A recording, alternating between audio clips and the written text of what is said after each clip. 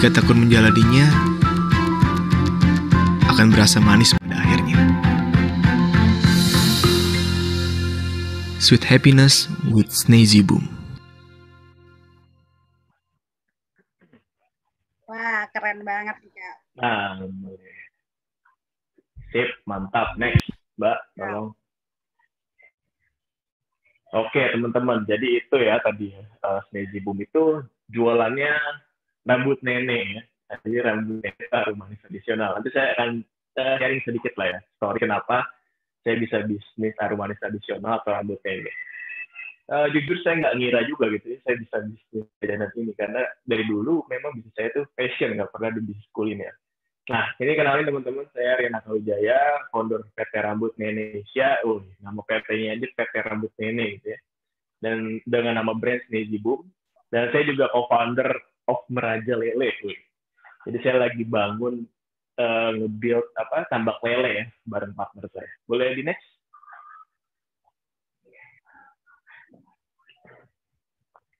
Nah, ini beberapa penghargaan yang saya dapat.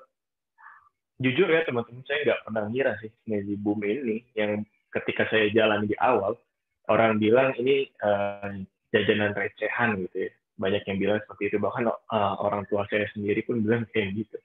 Tapi ternyata, alhamdulillah bisa bawa saya sampai menjadi juara entrepreneurship se-Indonesia ya, nasional. Jadi buat teman-teman nih, apa sih sebenarnya motivasinya buat teman-teman yang bisnisnya mungkin saat ini orang bilang ya masih kecil bisnisnya. Kita nggak pernah tahu loh, rezeki itu udah Allah atur gitu ya. Tugas kita kan ikhtiar ya, tugas kita usaha aja di dunia ini. Dan itu pertama saya dapat penghargaan dari Wirausaha Muda Berprestasi di tingkat nasional, Kemenpora, acaranya Kementerian Pemuda Olahraga, di kategori industri pangan dan kuliner. Kemudian saya juga dapat penghargaan di Bismillah Diploma Success Challenge, dapat hibah modal usaha. Kalau teman-teman tahu ya DSC, acaranya Bismillah Foundation, itu juga nasional dan nggak ngira karena pesertanya waktu itu sampai 8.000 proposal bisnis yang masuk dan saya bisa dapat the best challengers atau juara satunya gitu. Kemarin nih baru masih hangat banget nih. Saya dapat menang juga di Juragan Zaman Now acara Metro TV. Nah, ini boleh nih teman-teman nonton nanti hari Sabtu, pas banget hari Sabtu ini, jam 7. Nah, itu bagian episode saya tuh. Jadi sebenarnya konsep acaranya kalau teman-teman tahu Shark Tank kayak di luar negeri ya, jadi kita pitching ke investor. Nah, modelnya kayak gitu. Jadi Shark Tank Indonesia. Boleh ya ditonton teman-teman ya. Jangan lupa disupport gitu. Hari Sabtu di Metro TV jam 7 malam. Dan alhamdulillah ini sedikit sedikit bocoran. Saya menang, jadi teman-teman dapat partnership. Alhamdulillah nggak pernah ngira bisa berpartner dengan Pak Irwan Musri. Ya.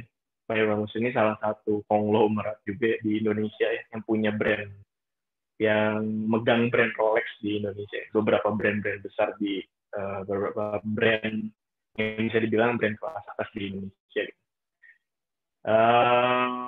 Boleh di next, Mbak? Dan gak ngira juga dari jajanan yang orang bilang recehan ini, rambut nenek, ya orang siapa yang peduli sih harum manis tradisional. Tapi bisa diliput di berbagai media juga, bisa. Yang paling penting apa? Yang paling penting adalah bisa menebarkan manfaat sih ke lebih banyak orang. Nah, terutama bisa ngasih kerjaan lah, paling nggak buat orang-orang di sekitar saya gitu. Boleh di next? Nah, ini sedikit story. Jadi awal sebelum bisnis rambut nenek atau harum tradisional, saya itu bisnis konveksi ya teman-teman. Dan udah lumayan banget sih waktu itu ngerjain beberapa brand besar. Salah satunya Rodeo Junior kalau teman-teman tahu yang dijual di Matahari. Nah itu dulu saya yang jahitin. Cuman alhamdulillahnya tutup. Alhamdulillah tutup ya. Ditutup karena ketipu waktu itu saya. Boleh di next? Jadi udah lumayan besar, bisnisnya bangkrut, ketipu, dan hashtag KZL, kesel gitu ya, kesel ya, karena memang salah saya saat itu, yang teman-teman jangan tiru juga. Serakah teman-teman, jadi waktu, kan teman-teman tahu ya kalau lebaran, musimnya Ramadan, itu, bisnis fashion itu meningkat ya, orang yang beli baju kan, ada lagunya kan bahkan, Jubaru alhamdulillah. Jadi orang-orang beli baju, orderan baju pun meningkat. Gitu. Cuma kesalahan saya adalah mesin saya saat itu nggak memadai, cuma saya ambil semua tuh orderannya. Akhirnya ya singkat cerita saya minta tolong ke temen lah ya, yang bisnis fashion juga, bisnis konveksi tepatnya. Kemudian datang satu orang ke tempat saya bilang mau bantuin. Ya udah, saya juga nggak bego-bego amat ya. Saya survei, kemudian ada sih tukang jahitnya lengkap gitu ya, si orang yang mau bantuin ini kan. Tapi dilalahnya, H-1 mau pengiriman barang, nih orang saya tungguin kemana nih, gak datang-datang gitu. Ternyata teman-teman tahu nggak sih, pas saya samperin itu udah kosong melompong. Sedangkan akad saya dengan pihak si brand Rodeo ini, kalau saya nggak mampu memenuhi orderan dia atau nggak bisa ngirim barang, saya harus ganti pakai harga jual dia. Wah, udah di situ saya harus jual akal saya, nego-nego akhirnya bolehlah gantiin setengahnya gitu. Tapi tetap aja setengahnya juga lumayan, akhirnya bisa saya bangkrut. Oke, next. Sisa uang 3 juta, waktu itu bingung mau bisnis apa ya. Boleh next, Mbak.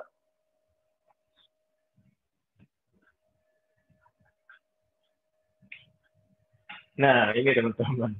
Jadi, percayalah kalau ide bisnis itu bisa datang dari mana aja. Selama kitanya mau peka gitu ya. Dan ide Snazzy pun saya dapat dari pas datang ke nikahan teman saya ya. Kenikahan teman SMA saya.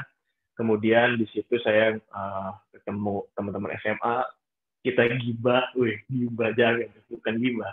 Kita ngobrolin masa lalu. Kemudian teman saya nanya, dari tukang rambut nenek, aroma tradisional di mana ya? Udah susah. Nah, saya kan orangnya kepo ya. Akhirnya saya cari tahu. Boleh di next?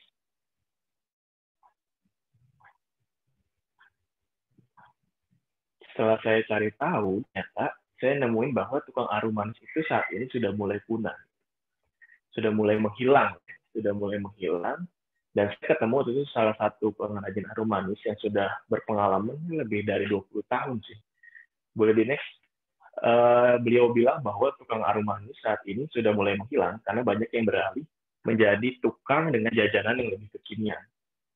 Di next, mainkan boleh ya. Chip next. Abangnya udah berubah teman-teman jadi jualan yang lain kayak cilok, batagor dan lain-lain. Nah dari obrolan singkat itu, obrolan yang cukup panjang, singkat cerita, di next Mbak boleh. Ternyata saya tahu bahwa harum manis ini merupakan warisan kuliner budaya Indonesia. Yang sayang banget sih kalau sampai punah. Karena teman-teman tahu nggak, ini tuh udah ada dari abad ke-17 di zaman raja-raja Jawa zaman dahulu. Dan kenapa pakai rebab? Ternyata panganan lokal ini terinspirasi dari budaya Cina ya. Jadi di Cina tuh ada namanya dragon's beard, jadi janggut naga gitu ya. Di zaman itu tuh udah ada dari zaman dinasti Han dulu di Cina. Jadi yang boleh bisa makan itu tuh raja-raja gitu, dan dibawa ke Indonesia karena ternyata bangsa Cina saat itu suka dengan panganan gula-gula seperti ini. Akhirnya dibawa ke Indonesia, hadirlah panganan gula bernama harum manis tradisional, atau nama aslinya adalah arbanat.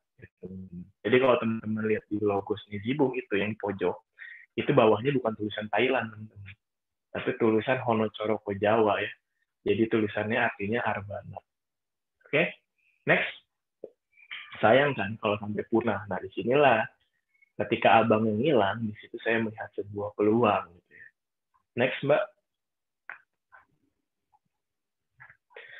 Dan tanpa janjian sama Arman Maulana, 11 Januari 2017, pas banget hari lahirnya Snazzy Boom, teman-teman. Jadi di saat itu saya mulai merintis Snazzy Boom dan nggak semudah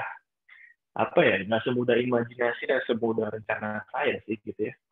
Dan sulit banget saat itu nge-convert audiens menjadi klien. Nah, makanya saya nanti di kelas ini, di sesi ini, saya pengen sharing ke para business owner atau lomoners di sini, gimana caranya saya meng-convert audiens biar bisa menjadi klien bisnis kita. Gitu. Boleh tadi presentasi? Oke, Nah, jadi Snazzy Boom itu lahir dengan sebuah visi. Snazzy Boom lahir untuk melestarikan produk pangan lokal Indonesia. Yang saat ini yang kita mulai dari rambut nenek atau harum manis tradisional. Boleh next?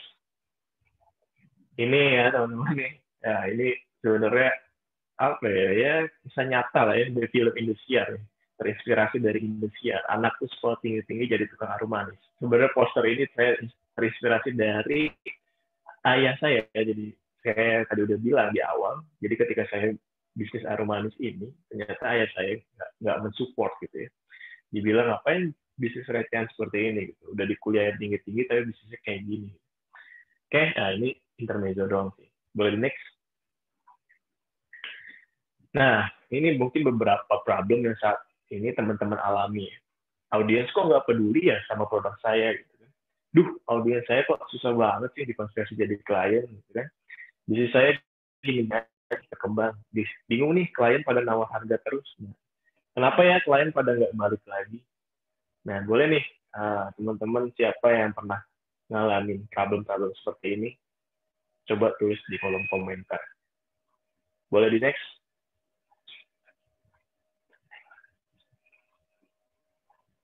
Sebenarnya apa sih obatnya gitu ya? Sebenarnya boleh ngomong apa gimana? Mbak Intan? Boleh di next, Mbak? Ini ya, apa? Presentasi.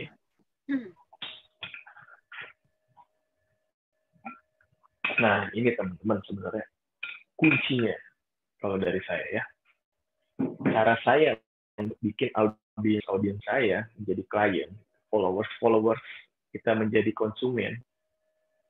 Kalau dari saya, obat utamanya itu adalah obat mujarab itu adalah kita belajar tentang branding. Boleh di next?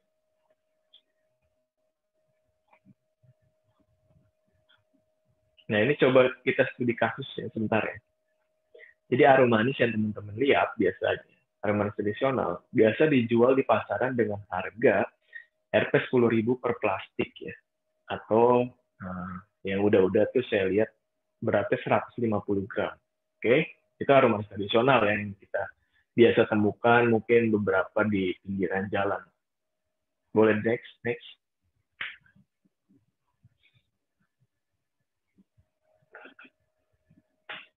Nah, kemudian setelah saya branding, Sneezy Boom ternyata berhasil menjual harum manis tradisional dengan harga 15.000 sampai 20.000 per piece-nya dengan beratnya 50 gram pula. Jadi kalau kita hitung-hitung nih pakai rumus ya, naik sampai 5 kali lipat harga per gramnya. Dan alhamdulillahnya aku gitu ya. Jadi meskipun secara kalau kita pikirkan secara logika, secara beratnya lebih sedikit gitu ya, tapi harganya lebih mahal. Tapi kenapa bisa laku gitu? Nah, tentu kuncinya adalah di branding. Next.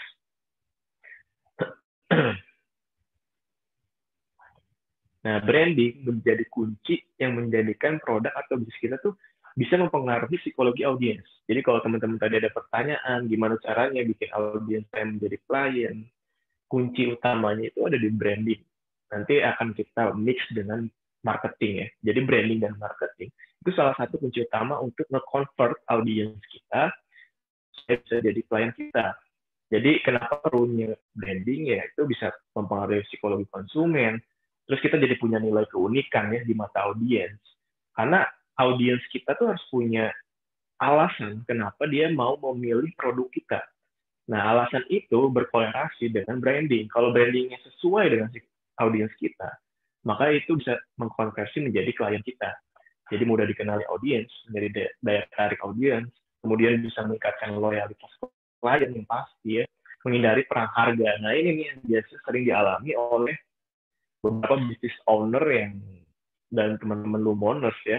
Jadi perang harga, kemudian tadi ada yang chat juga saya baca ya, jadi cuma datang sekali nggak balik lagi. Nah, mungkin bisa jadi brandingnya secara kualitasnya kurang cocok, kurang pas dengan si audiens tersebut. Boleh di next? Baik, nah ini tadi bicara tentang branding, sekarang saya mau ke pemasaran ya. Jadi kita akan bahas kurang lebih sampai akhir nanti kita akan bahas tentang marketing dan branding atau jalur pemasaran dan branding. Ini yang sebelumnya saya lakukan juga ya. Jadi saya dulu coba jual titip-titip di kantin sekolah dengan branding seadanya. Nah, teman-teman bisa lihat di situ. Jadi saya dulu nyeles, teman-teman, saya nyeles ke kantin-kantin sekolah, Saya nyeles ke pasar-pasar, ke taman bermain, ke mall, saya nyeles langsung terjun karena masih sendiri ya, belum ada karyawan. Jadi terjun sendiri. Penjualan per minggu aja, wah susah banget. Jadi kurang lebih laku 30 piece doang per minggu. Kemudian saya coba nih, saya pelajari audiens saya ini seperti apa sih sebenarnya. Target market saya seperti apa. Oh ternyata begitu saya sesuaikan dengan si audiens saya secara psikologi dan lain-lainnya. Ternyata di awal launching, dengan konsep branding yang baru, saya bisa ngejual sampai kurang lebih 1.000 piece dalam waktu per minggu. Itu luar biasa ya teman-teman. Jadi dari 30 piece yang tadinya benar-benar susah setengah mati buat jualan, begitu audiensnya tepat, ternyata dengan branding yang tepat juga bisa meningkatkan penjualan berkali-kali lipat. Di next. Nah, saya coba jabarin sih, saya coba bikin framework-nya ya, framework sederhananya. Jadi supaya lebih mudah untuk dicerna ya sama teman-teman business owner semua ya. Jadi saya bikin coba pola berpikir dan 5 langkah sederhana yang saya lakukan. Jadi yang saya tulis di sini teman-teman, yang di share screen ini semua yang sudah saya lakukan dan alhamdulillahnya works untuk saya gitu. Harapannya tentu bisa works juga buat teman-teman semua ya, bisa diaplikasikan dengan baik. Pertama apa sih? Yang pertama tuh proses kepo teman-teman. Jadi kalau saya dulu, saya lakukan adalah saya ternyata tahu bahwa kenapa produk atau branding saya nggak laku atau bisnis saya kurang bisa diminati oleh audiens. Ternyata saya nggak tahu tentang siapa mereka, siapa audiens saya gitu ya, siapa yang saya tuju. Jadi branding dan bisnis itu seperti orang pacaran ya teman-teman. Jadi apa ya? Jadi kita harus benar-benar bisa bikin si audiens ini jatuh hati sehingga dia bisa menjadi pasangan kita gitu ya, atau klien kita lah bahasanya gitu ya. Nah, pertama kepoin, cari tahu informasi dan data calon klien yang kita sasar. Kemudian yang kedua, temukan satu kalimat kunci mau dikenal apa merek kita oleh konsumen yang kita sasar. Nggak usah banyak-banyak, cukup satu kalimat aja. Nanti kita coba contoh ya, saya coba contohin juga. Ketiga, tentukan kualitas produk, harga, desain produknya, kemasan, warna, logo, dan lain-lainnya. Dan lakukan secara konsisten. Nah, kebanyakan yang saya temukan, teman-teman business owner yang baru mulai bisnis, itu rata-rata nggak konsisten. Jadi, tiba-tiba, misalkan sesederhana ini ya, sesederhana penggunaan warna deh. Hari ini dia pakai identik dengan warna merah. Minggu depan dia bisa berubah, identik pakai warna biru. Minggu depannya berubah lagi. Hal-hal sederhana seperti itu, teman-teman tahu nggak sih, itu mempengaruhi di benak si audiens juga loh. Jadi, pastikan buat teman-teman business owner, kita punya patokan warna yang mau kita pakai ujung-ujungnya seperti apa gitu ya. Jadi tadi kita udah kepoin tentang si audiens kita mulai bikin strategi branding, barulah masuk ke pemasaran. Jadi banyak juga saya temukan teman-teman business owner tiba-tiba belum apa-apa langsung masuk ke pemasaran gitu kan. Sebenarnya secara brand, secara produk dia belum siap. Ibaratnya kalian nggak belajar berenang, tiba-tiba langsung diterjunin ke suruh berenang di samudra gitu kan, ya ada tenggelam malahan. Oke, keempat, berangkat dari data kepo tadi, kita bisa tentukan tuh di mana jalur pemasaran yang paling tepat. Nah, yang kelima, baru kita testing terus tuh. Kalau ternyata kita jualannya laku misalnya jualan di sekolahan, buka kantin di sekolahan, atau mungkin ya lewat aplikasi Lumos Shop ini gitu kan, jualannya laku, ya udah kita bisa kembangkan di situ, di jalur pemasaran tersebut gitu. Dan kalau bisa bahkan kita duplikasikan menjadi lebih banyak. Oke, next. Kita coba bedah satu-satu ya. Nah, ini proses kepo, kita mulai dari proses kepo. Nah, ini ada foto saya tuh dulu waktu awal merintis Sneezy Boom. Jadi saya benar-benar turun ke lapangan, saya coba tanyain ke audiens saya, yang dimana anak-anak generasi milenial gitu ya. Saya coba tanyain satu-satu. Oke, nah kalau teman-teman Lumons dan business owner di sini yang mau misalkan susah nih, apalagi lagi zamannya PPKM gini, susah ketemu orang. Jangan khawatir, kan bisa kita pakai Google Form kan, bisa tanyain bahkan pakai via WhatsApp aja udah cukup sih sebenarnya. Oke, nah ini ada 9 pertanyaan, mungkin boleh di screenshot atau mungkin panitia boleh bagikan nanti ya. Jadi pertama calon klien kita nih tinggal di mana sih?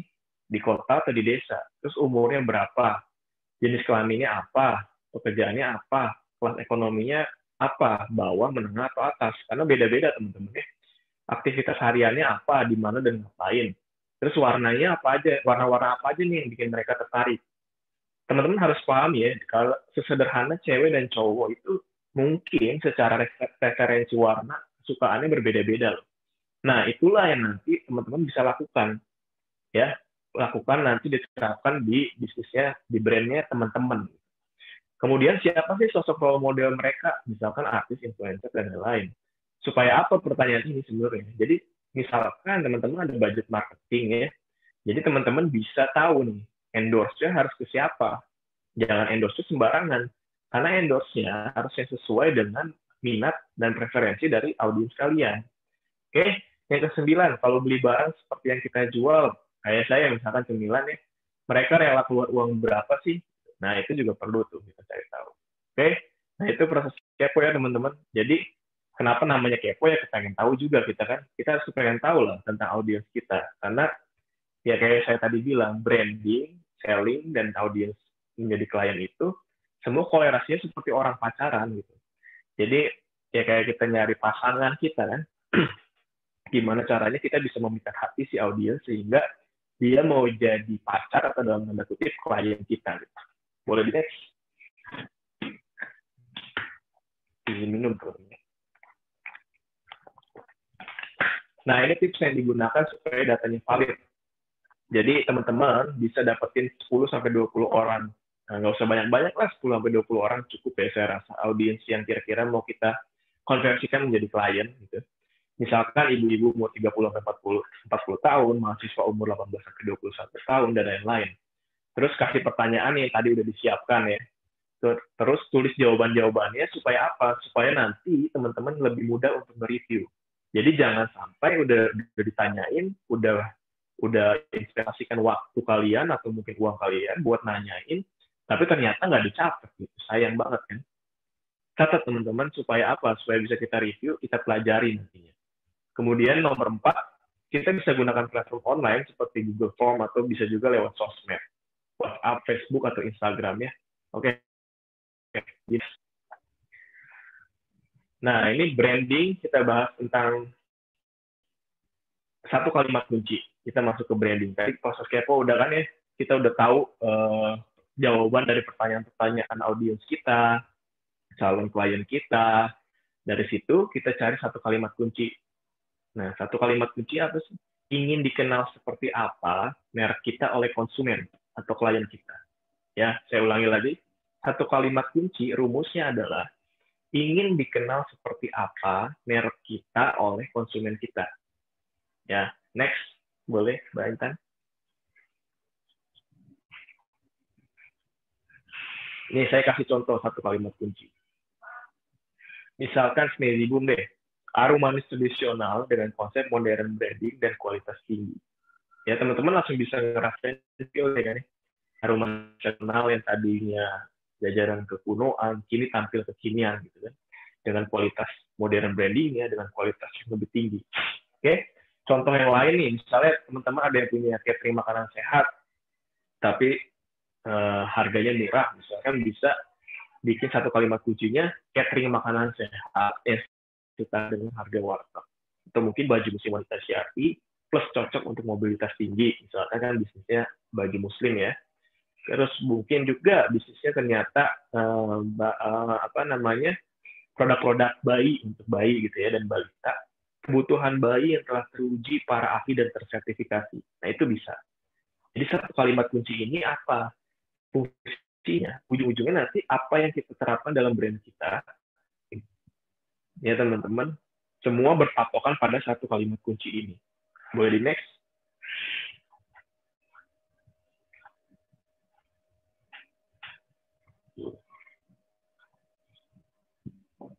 Nah, ini bicara kualitas produk dan harga jual. Jadi, dalam branding juga, tentu kita harus bisa berpikir, teman-teman ya. Produk atau bisnis kita ingin kita mainkan dalam kategori yang mana. Dan ini nggak ada yang benar dan yang salah ya, teman-teman. Semuanya punya kelebihan dan kekurangannya, dan mereka punya target konsumennya masing-masing.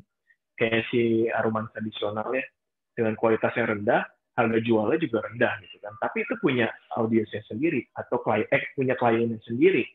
Tentu kualitas yang tinggi, harga jual yang tinggi, Snazy Boom juga punya kliennya atau konsumennya sendiri. Kayak pesawat ya, Garuda misalkan, kemudian dengan dengan AirAsia gitu kan, semua punya target marketnya sendiri. Oke, next. Kemudian dari segi desain produk dan kemasan, nah ini juga penting untuk mengkonvert si audiens menjadi klien kita.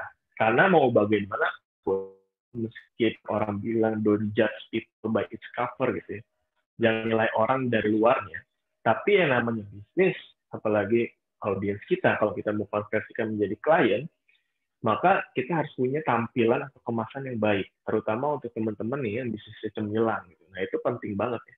Dan untuk mendesain sebuah produk atau kemasan nih, teman-teman ada dua hal yang harus dipikirkan, dua hal utama. Yang pertama dari segi estetika, kemudian dari segi fungsional. Oke? Yang pertama dari segi estetika itu dari segi keindahan produknya, atau dari segi wah bagus gitu kan, karena enak dilihat apa enggak. Kemudian dari segi fungsional, jadi percuma kalau bagus doang, tapi ternyata si kemasan tidak bisa melindungi si produknya. Boleh di next?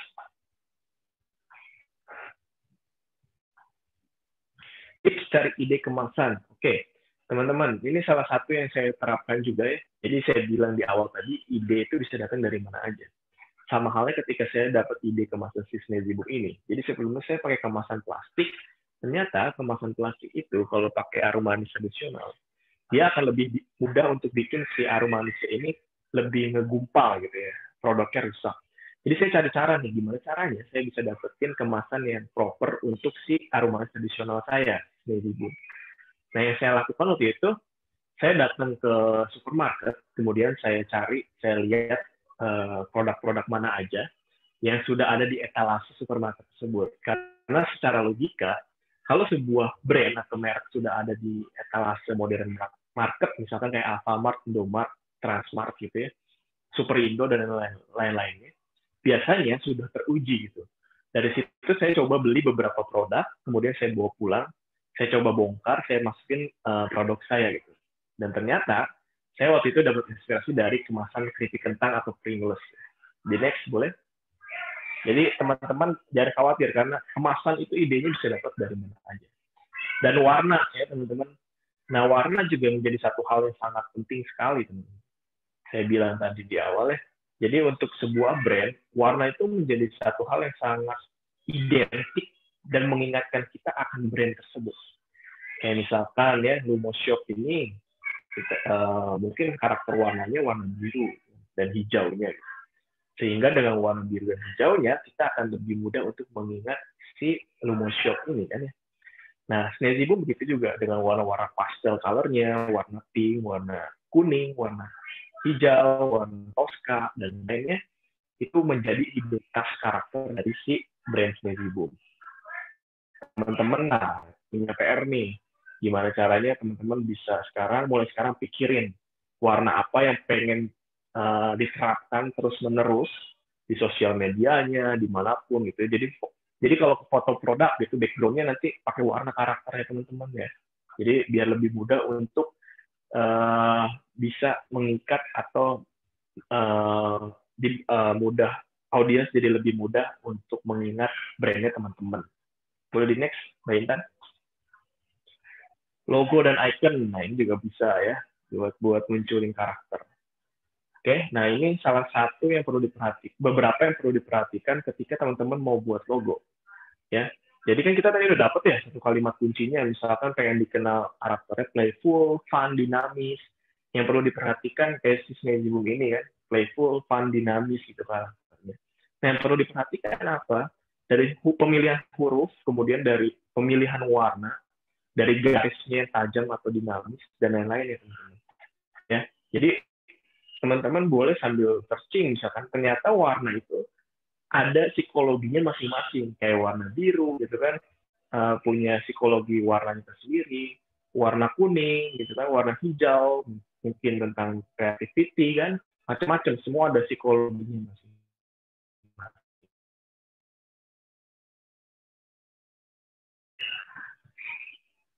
Di next boleh.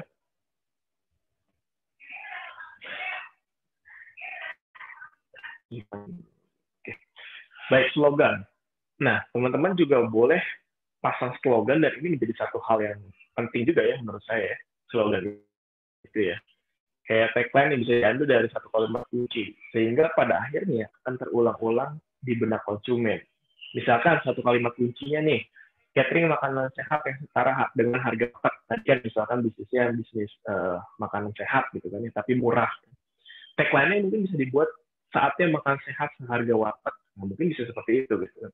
Dan tagline itu benar-benar bisa bikin audiens atau klien kita mengingat brand kita loh. Kayak misalkan saya coba sebutin satu tagline deh. Apapun makanannya, minumnya, nah teman-teman mungkin terasosiasikan satu brand di benaknya. Kemudian gantinya ngopi gitu kan. Terasosiasikan juga mungkin satu brand. Gitu kan. Aku dan kau suka dan kau gitu kan. Jadi tagline itu, slogan itu menjadi satu hal yang krusial juga, yang penting juga buat teman-teman pikirin ya. Mungkin nanti penerapannya bisa di kemasan atau bisa di sosial media kalian atau ya lain-lain lah. Mungkin bisa menjadi hashtag juga bisa kayak Sneezy Boom. Di next.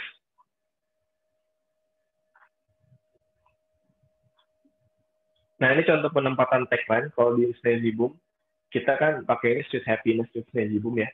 Kayak teman-teman tadi lihat di video awal, saya bilang Sweet Happiness with Sneezy Boom. Karena itu value-nya si Sneezy Boom itu sendiri. Satu kalimat kuncinya saya taruh juga tuh kalau di Instagram ya, high quality level of Indonesian aromanis. Nah, sebenarnya tujuannya itu, karena saya pengen orang kenal Sneezy Boom seperti itu. Boleh di next, Mbak. Nah, bicara tadi value-nya Sweet Happiness, saya dapat dari mana sih? Jadi ternyata, nah ini sedikit sharing ya, tentang gimana cara saya nemuin value dari si Sneezy Boom. Ternyata saya tahu bahwa cotton candy atau permen diciptakan di dunia ini untuk memberikan kebahagiaan. Nah, itu salah satunya saya dapetin dari lagunya Sammy Davis Junior. Jadi sempat dapat Grammy Award di tahun 1972 gitu. Jadi The Candyman judul lagunya, di situ dibedah bahwa ya tadi ya, aroma manis, cotton candy, permen, semua diciptakan di dunia ini untuk memberikan kebahagiaan. Oke, next. Nah, kita lihat ya sekarang ya, gimana cara saya menerapkan menerapkan value brand tersebut ke dalam sisi bisnisnya. Oke. Tadi kan saya dapat ya bahwa secara value Sneezy Boom adalah Sweet Happiness. Oke. Nah, dari situ saya coba berpikir, oke, gimana caranya Sweet Happiness ini benar-benar bisa diterapkan, diaplikasikan untuk audiens saya. Nah, saya mikir aja, momen-momen yang bikin orang bahagia itu apa aja sih? Oh, ternyata ketika pernikahan, ketika ulang tahun, ketika Ramadan misalkan, kemudian pas lagi perayaan-perayaan lainnya gitu. Itu bikin orang tuh punya momentum tersendiri yang bikin mereka bahagia. Nah, saya langsung kolerasikan aja dengan brand saya, bisa nggak ya Sneezy Boom menyampaikan happiness tadi secara konkret, secara produk audiens gitu kan. Ternyata bisa, Sneezy Boom bisa di-customize untuk souvenir acara-acara pernikahan, bisa di-customize untuk acara-acara ulang tahun gitu kan ya. Jadi sweet happiness-nya bisa tersampaikan kepada si audiens atau si klien ini. Di next.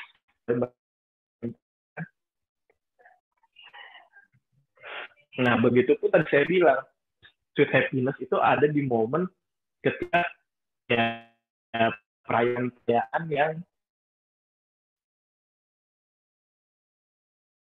ya,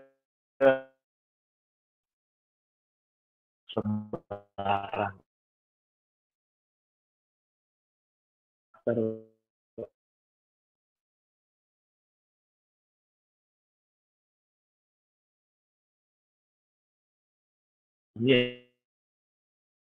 gitu kan.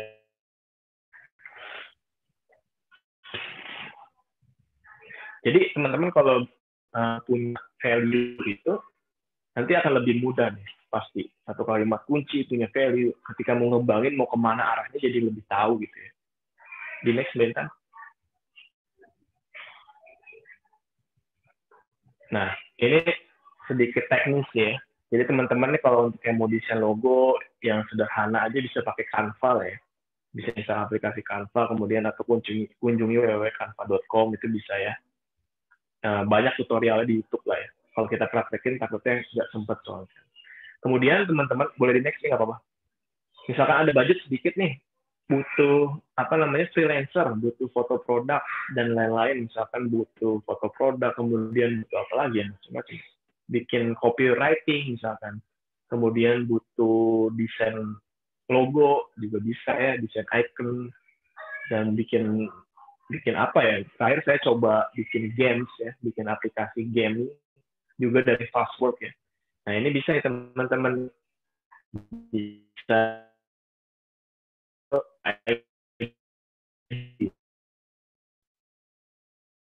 jadi kayak cuma ya kita punya budget 100 gitu. Produk aja kayak yang tadi tuh ya, yang foto Ramadan tadi saya pakai jasa di Fastwork, dan itu saya cuma bayar sekitar 20.000 satu foto ya. Buat Mbak Intan. Sorry Mbak Intan, video saya putus-putus nih. Connection saya unstable ya tulisannya. Tadi sih sempat dikira koneksi saya justru ya. Tadi sempat ini Kak. Tadi sempat terputus tapi sekarang udah better sih Kak. Oke. Oh iya, dari Lumoners juga kadang putus-putus katanya Kak. Apalagi dari Lumoners nih putus nyambung. Biasa kayak hubungan Kak. Oke, Lumoner Rudi ya. Oke, sambil menunggu koneksinya dari Kak Rian, teman-teman semuanya, boleh nih untuk kemudian teman-teman silakan untuk mengisi link absensi sambil teman-teman silakan menyiapkan pertanyaan terbaiknya gitu ya. Oke, sahabat Lumi boleh banget nih di kolom chat silakan untuk kirimkan lagi gitu ya link absensinya. Sambil teman-teman semuanya silahkan nih kalau misalkan ada pertanyaan yang nanti ada gitu ya, silahkan untuk bisa ditanyakan di kolom chat untuk kemudian kita langsung chit-chat nih dengan Kak Rian seperti itu ya. Kita tadi juga sudah ada nih dari Lumoner Zoom user. Siapa nih Lumoner Zoom user ya? Sudah ada gitu ya. Mau curhat justru ya, boleh banget nih. Gimana Kak Rian? Apakah koneksinya sudah lebih stabil Kak? Ya, insya Allah lah. Oke. Nah, sepertinya sudah lebih stabil. Silakan Kak Rian bisa dilanjutkan kembali. Soalnya tadi koneksinya labil. Iya, kata Lumoner Rudi katanya kayak putus nyambung biasa kayak hubungan Kak katanya. Curhat ya kayak. Iya. Oke, silakan Baik, Kak. oke. Kita lanjut ya. Tadi kan kita bahas tentang Fastwork ya teman-teman ya. Nah di Fastwork itu budgetnya bisa murah banget nih teman-teman. Kayak cuma 68.000 untuk 75.000. Untuk awal sih menurut saya ini jadi problem solve banget ya. Kita bisa pakai aplikasi ini ya. Ya teman-teman ya. Boleh di next. Nah cara berbahasa. Nah ini dia penting juga teman-teman. Kita membangun cara berbahasa atau cara berkomunikasi dengan audiens kita gitu. Kembali lagi tadi saya bilang branding dan konsumen target market kita tuh seperti orang pacaran gitu ya. Jadi gimana caranya berkomunikasi yang baik, bagaimana cara menampilkan tampilan yang baik. Jadi kan brand yang tadi kita udah bahas itu seperti sosok orang yang dimana kita dandan sedemikian rupa, kita bikin secara sifatnya dia sedemikian rupa supaya bisa menarik perhatian si lawan jenisnya gitu ya. Seperti itu contoh analoginya ya dalam sebuah branding gitu. Nah ini cara berbahasa atau cara berkomunikasi juga perlu kita pikirkan. Lihat lagi data keponya yang tadi teman-teman udah coba tanyain ya. Konsumen, apa yang konsumen rasakan, konsumen sadari, dan kita perlu sadari bahwa kita ini sedang berbicara dengan siapa gitu. Di next. Karena teman-teman, kita bicara dengan anak kecil, dengan orang yang sudah dewasa, tentu dalam kehidupan sehari-hari aja kita berbeda kan. Ke teman kita mungkin bisa pakai gue lu, tapi mungkin ke orang tua jadinya udah sopan. Nah, kayak gitu. Jadi ini yang bisa dilakukan, gunakan sapaan yang sesuai dengan target market, kemudian gunakan bahasa yang sopan, dan yang jangan dilakukan ya asal memberikan sapaan dan menggunakan bahasa yang kasar atau sara. Misalkan anak muda nih, mahasiswa umur 18-21 tahun, maka gaya panggilan yang bisa dibuat bisa pakai bro, sis, lo, gue, mungkin bisa seperti itu. Misalkan konsumennya ibu-ibu yang punya anak, maka gaya panggilannya bisa dibuat seperti bun atau mam dan lain-lain ya. Boleh di next. Nah, kunci komunikasi dengan konsumen adalah bangun empati dan pahamilah lebih dalam dengan siapa kita berbicara.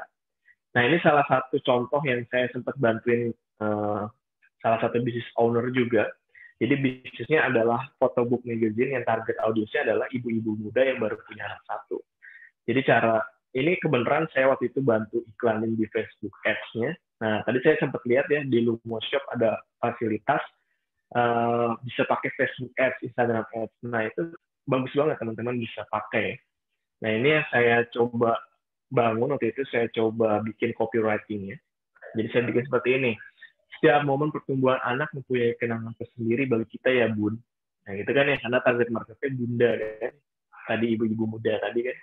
Senang, haru dengan segala kejutannya. Gak mau kan terlewat satu momen pun saat merangkak, belajar berjalan, sampai akhirnya berdiri dan berlari.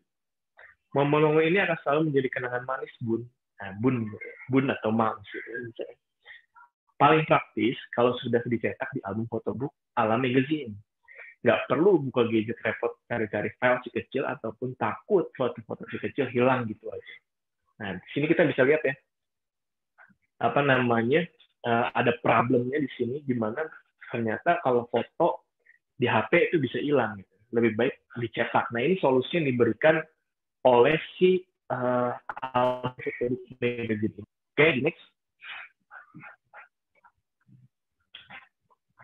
Kayak hatiku, mantap. Emang banyak yang galau nih hujan-hujan gini sih. Apalagi sambil dengerin lagu senja, sambil minum kopi. Kan ya? Anak senja banget nih kalian kayaknya nih.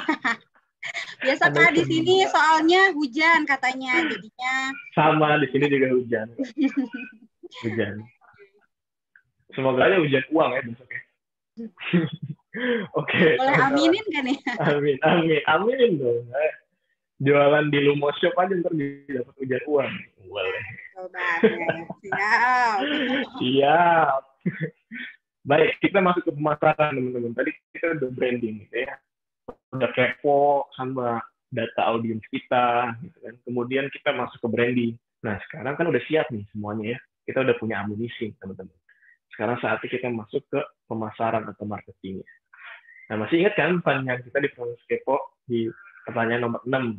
Yang pertanyaannya adalah aktivitas hariannya apa, di mana, dan ngapain. Gitu kan. Jawaban dari pertanyaan itu bisa jadi acuan buat kita nentuin jalur pemasaran yang tepat. Ya, teman-teman ya. Jadi, kita harus benar-benar tepat, teman-teman. Misalnya audiens kita ngumpulnya di warteg, bukan di restoran bintang 5, tapi ngumpulnya di warteg. Ya, jualan di warteg, jangan jualan di restoran bintang 5. Gimana caranya? Gimana ceritanya kita mau mengkonversi mereka menjadi klien kalau kita aja nggak tahu nih audiens kita nih ngumpulnya ada di mana, gitu kan? Next. Nah, duplikasi pemasaran. Jadi misalkan kayak tadi saya udah bilang, titik jual di warung ternyata oke banget nih buat bisnis saya. Ternyata pakai sistem keagenan oke banget buat bisnis saya. Buka stand di sekolahan oke banget justru buat bisnis saya. Nah, kita bisa cara kita kalau udah nemu satu prototyping tersebut, saatnya kita menduplikasinya menjadi lebih banyak. Tapi teman-teman harus pelajari juga, misalkan titik jual di warung. Pelajari warungnya kayak apa sih? Kemudian cari sebanyak mungkin tuh baru jenis warung yang serupa di area kalian. Karena mungkin bisa jadi warung aja beda-beda kan. Ada yang warung Madura, gitu kan, yang grosiran. Kemudian ada yang warung-warung yang jualnya ketengan, gitu kan, atau eceran. Beda-beda ya. Jadi kita harus tahu juga nih. Kemudian sistem keagenan, bangun relasi baik dengan agen yang sudah bergabung. Kemudian kita mulai tuh rekrut agen-agen di kota lain, gitu kan. Ternyata kalau lewat keagenan oke penjualannya. Buka stand di sekolahan, pelajari ini tipe sekolahannya kayak apa nih. Karena lagi-lagi tipe-tipe sekolahan tuh beda-beda kan. Ada sekolah negeri, ada sekolah swasta, ada SMP, SD, SMP, SMA, TK bahkan. Kemudian ada yang untuk kalangan menengah atas, ada yang untuk menengah bawah, macam-macam gitu ya. Kita perlu peka, kita perlu tahu nih teman-teman. Di mana sebenarnya produk kita ini bisa laku dijual ke audiens atau klien kita. Next. Nah, kayak Snazzy Boom, ini solusi baru jadi buat kita. Jadi kita ternyata nemuin cara pemasaran kita selain kita lewat ke agen dan reseller. Oh, oke juga nih Snazzy Boom buka stand display yang dimana tempatnya adalah family resto, ya. Jadi di family resto buka stand display itu kata kuncinya.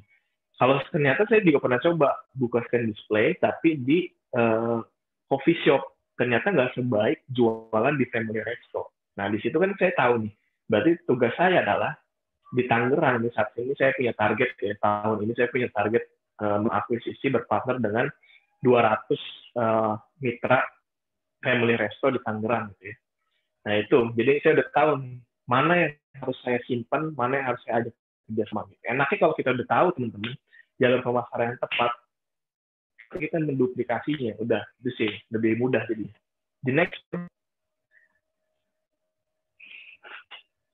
Kak Nah, saya juga. Waktunya sudah habis sebetulnya Kak. Boleh mungkin lebih dipercepat terkait materinya ya Kak ya. Baik. Oke. Siap. Baik, ini timer saya 1 menit lagi.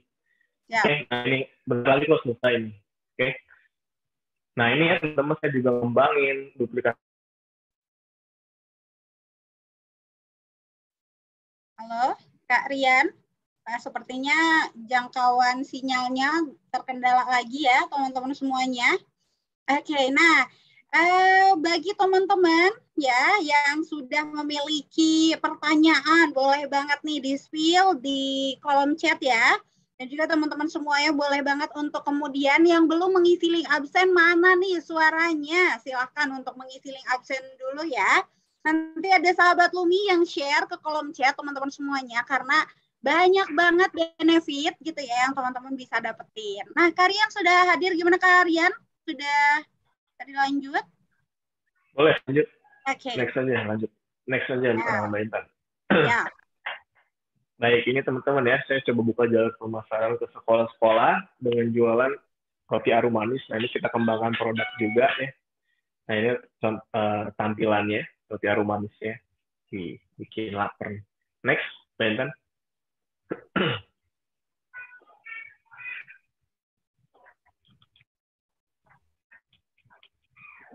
Nah, ada Snazzy Corner juga, cuman ini mah kemarin belum sempat ini masih baru terakhir konsep karena pandemi melanda, jadinya kita stop dulu. Oke, next. Nah, ini mini size Snazzy Boom ya teman-teman. Jadi yang tadi kemasan kaleng kita kembangin ke mini size. Ini untuk solusi di tengah pandemi kemarin sih. Next. Ini udah bentar lagi deh. Ini TikTok, kita ngembangin produk pangan lokal lainnya. Oke, nah udah mungkin cukup lah sekian ya. Jadi tadi saya coba simpulkan teman-teman, gimana caranya mengkonversi audiens kita menjadi klien. Maka kita harus punya strategi branding yang tepat, kemudian cara pemasaran yang tepat. Nah, gimana cara mengaplikasikannya? Pakai 5 proses tadi yang saya udah coba jelaskan. Jadi kita coba proses kepo dulu, cari tahu audiens kita, kemudian kita bangun dari sisi brandingnya, dari kita cari 1 kalimat kunci, baru kita terapkan dalam produk kita, desainnya dan lain-lainnya, dari sosial media kita dan lain-lain, sehingga audiens tuh punya ketertarikan dan punya alasan untuk memilih produk kita. Baru dari situ kita masuk ke pemasaran. Jadi jangan langsung buru-buru tuh langsung ke pemasaran, tapi kita perlu tahu dulu siapa audiens kita, siapa yang kita targetkan gitu ya.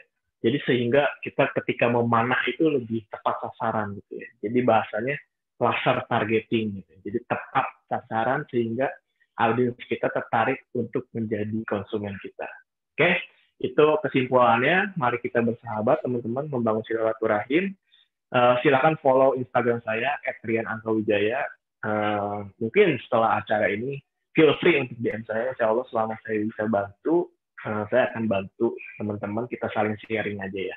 Oke, terima kasih waktunya teman-teman semua. Sukses selalu untuk bisnisnya dan good luck untuk Lumoshoot. Mantap, luar biasa banget. Kita kasih applause dulu dong untuk Kak Rian, teman-teman semuanya. Wow, luar biasa banget nih sharing-sharing di malam hari ini. Kita banyak banget insight yang tentunya teman-teman business owner di sini kita dapatkan gitu ya, teman-teman semuanya. Nah, tanpa berpanjang kali lebar lagi, kita lihat nih, ada yang sampai curhat nih, Kak Rian. Halo, Kak Rian? Sepertinya masih terkendala untuk sinyalnya ya, teman-teman. Bagi teman-teman yang lain, boleh banget nih dibantu untuk kemudian diketikkan gitu ya, ketika ada teman-teman yang mau bertanya gitu ke Kak Rian. Sepertinya sudah kembali stabil, Kak Rian. Hai. Halo. Pusing juga ya, Kak Rian. Oke. Nah, ini ada yang mau curhat nih. Ada dari Lumoner, Bos Lemon Indonesia. Nah, Bang mau curhat dong. Siap. Ya, saya itu distributor suatu produk nih. Siap. Saya itu distributor suatu produk, 2 produk yang beda jenis, beda owner, semua akses saya branding. Tapi pas giliran saya jadi produsen, padahal produknya banyak peminatnya, tapi kok nggak sekuat yang produk distributor tadi katanya. Gimana Kak? Nih boleh ditanggapi. Baik, nah yang pertama, tadi siapa namanya? Bayangkan punten namanya yang nanya. Namanya Lumoner Bos Lemon Indonesia. Mbak, mungkin screen sharingnya di stop dulu kali ya? Oke, boleh, silahkan. Nah ini kan lebih. Nah. Bos Lemon, apa Bos Lemon? Iya, Bos Lemon Indonesia. Mungkin nama brandnya mungkin ya. Oke, sip. Baik, menarik pertanyaannya. Kenapa pas jadi distributor produknya laku? Begitu jadi produsen, ternyata tidak seperti yang diharapkan gitu ya. Nggak laku produknya. Nah, perlu dipikirkan adalah, lihat nih secara kita balik lagi ke pembahasan tadi. Secara brandnya ini kita udah kuat atau belum? Gitu. Bisa jadi ternyata secara established atau secara lama-lamaan bisnisnya, ternyata bisnisnya produk yang sebelumnya kita jualin itu lebih lama dan mereka sudah lebih dikenal oleh si audiens gitu, sehingga audiens kita nggak perlu effort lebih untuk mengedukasi audiens menjadi klien kita atau konsumen kita. Memang challenge-nya, tantangan bagi para business owner yang baru nge-build bisnis atau ngebangun bisnis atau brand baru, itu edukasinya, oke, teman-teman, edukasi brandnya. Karena untuk bikin hati bikin hati memindahkan ketertarikan seorang akan brand dari brand A ke brand B itu butuh effort gitu. Apalagi yang baru ngebangun bisnis gitu ya. Jadi pasti kan si Bos Lemon Indonesia ini pasti dia akan langsung bersaing head to head dengan produk yang sempat dia jualin dulu kan.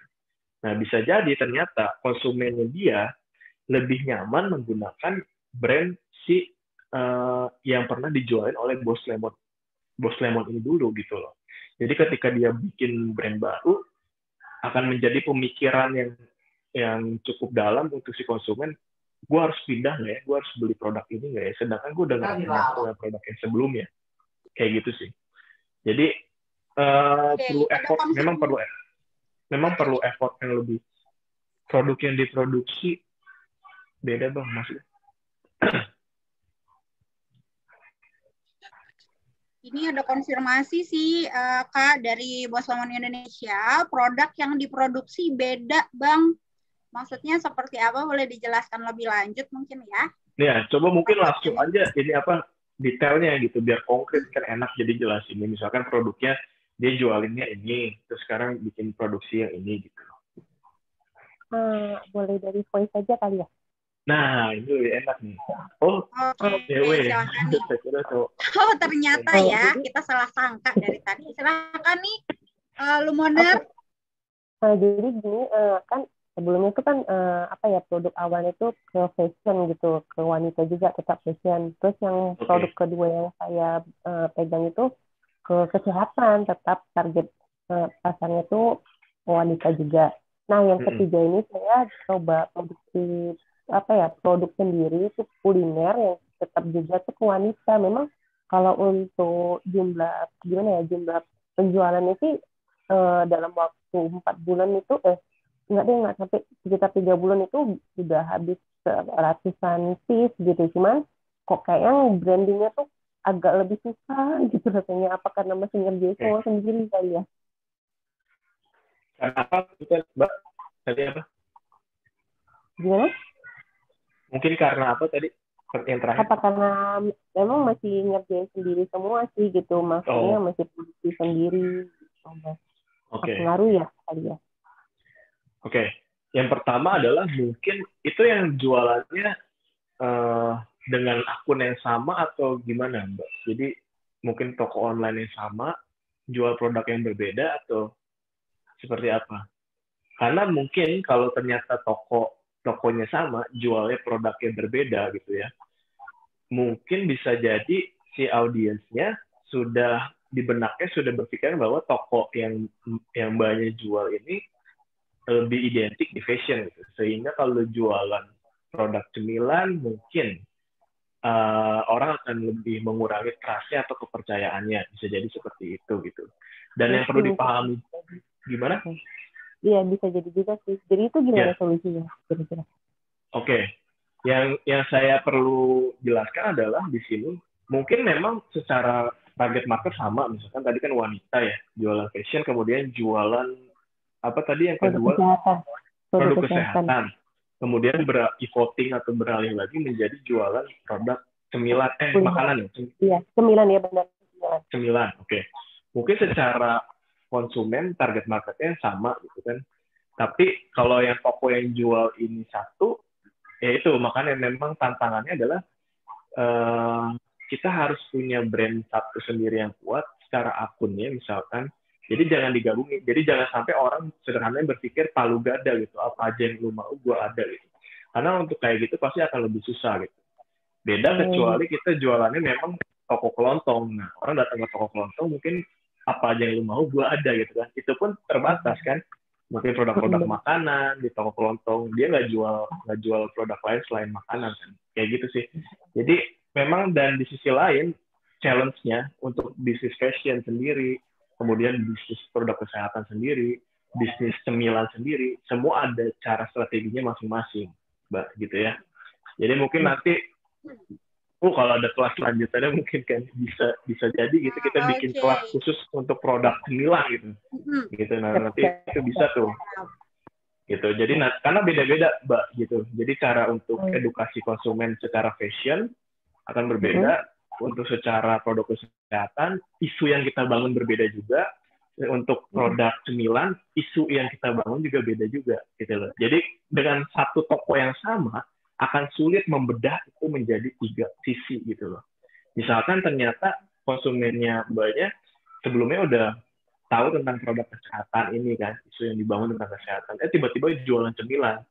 Dan cemilannya misalkan bukan cemilan sehat lagi, nah itu akan lebih sulit nih. Nanti kan itu dia tantangannya. Nah, seperti itu ya Lumonerbos.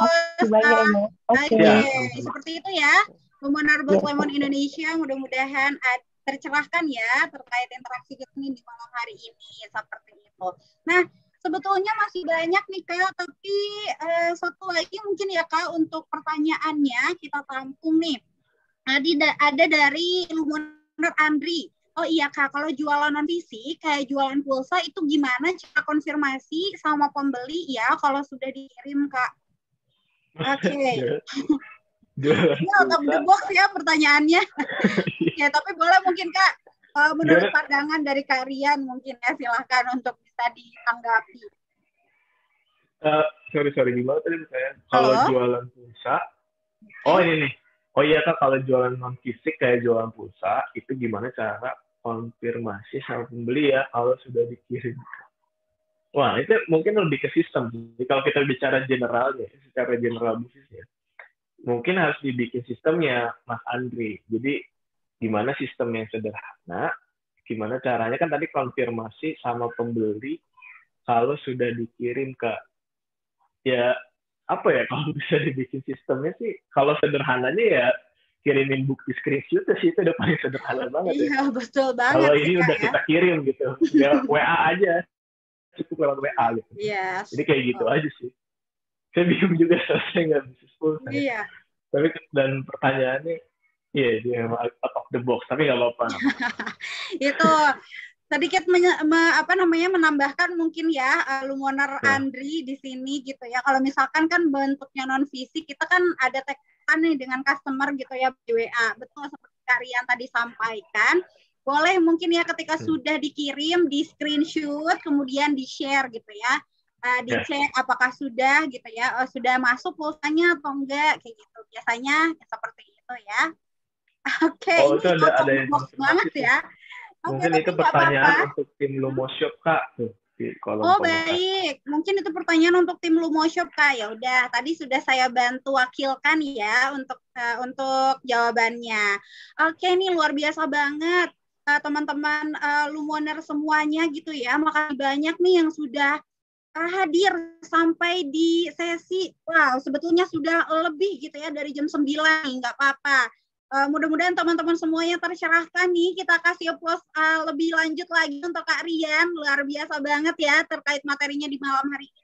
Nah, mungkin ada dari sepatah kata atau 2 patah kata lagi dari Kak Rian nih, pesan-pesan untuk teman-teman Lumoner sebelum kita mengakhiri sesi kali ini nih Kak Rian. Baik, yang pertama pesan-pesan ya. Pesan-pesan. Baik teman-teman, gini sih, dari tadi story saya, pengalaman saya yang saya dapatkan juga dari perjalanan bisnis, kita jangan pernah underestimate atau merendahkan bisnis yang kita jalankan. Jadi jangan pesimis juga gitu ya. Misalkan tadi kita bisnis, mungkin tadi masnya yang jualan pulsa, jangan underestimate, kita nggak tahu loh. One day mungkin bisa jadi distributor atau agen pulsa besar, kita nggak tahu kan. Bahkan mungkin bisa punya provider sendiri. Jadi yang paling penting adalah kita lihat keadaan saat ini, kita sadari posisi kita saat ini seperti ini, kemudian kita coba bangun step tangga, kita mau kemana tahun berikutnya. Nah itu yang perlu diukur gitu ya. Dan teman-teman, ada satu kalimat yang biasa saya ucapkan, dan ini saya tempel di kantor saya. Ini jadi motivasi saya dan teman-teman karyawan saya yang lain, tim saya. Perjuangan itu seperti aru manis. Jika tekun menjalaninya, akan terasa manis pada akhirnya. Asik, wow, quote of the day nih ya Kak. Jangan lupa diupdate ya. Wow, luar biasa.